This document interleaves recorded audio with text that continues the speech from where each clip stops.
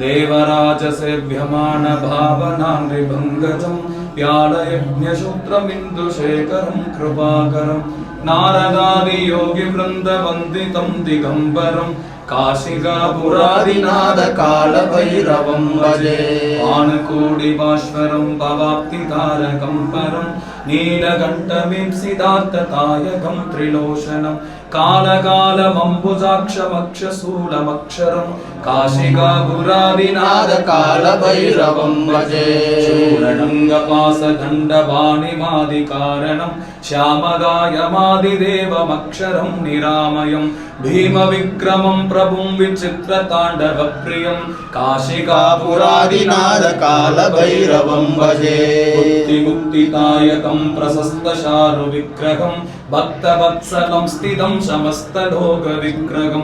विनिग्वनन्मनोजहेमगिङ्गिणीलसत्कटिं काशिकापुरादिनाथकालभैरवं भजे रत्नपादुका प्रभाविरामपादयुग्मकं नित्यमद्विदीयमिष्टदैवतं निरञ्जनं मृत्युदर्पनाशनं करालतंष्ट्रमोक्षणं काशिकापुरादिनाथकालभैरवं भजे धर्मसेतुपालनं अधर्ममार्गनाशनं कर्मपाशमोचकं सुसर्मतायकं विपुं स्वर्णवर्णकेशवासशोभिताङ्कमण्डलं काशिकापुरादिनाथकालभैरवं भजे अट्टहासभिन्नपद्मचाण्डकोशसन्दतिं दृष्टिपादनष्टपावजालमुग्रशासनम् अष्टसिद्धिदायकं कपालमालिकन्धरं काशिकापुरादिनाथकालभैरवं भजे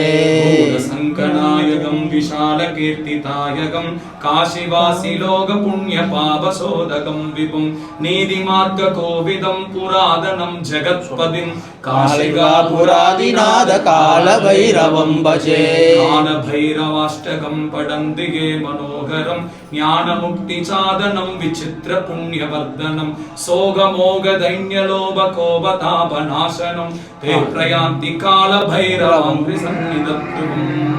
ॐ कालकालाय विद्महे कालातीताय धीमहि तन्नो कालभैरवः प्रचोदयात्।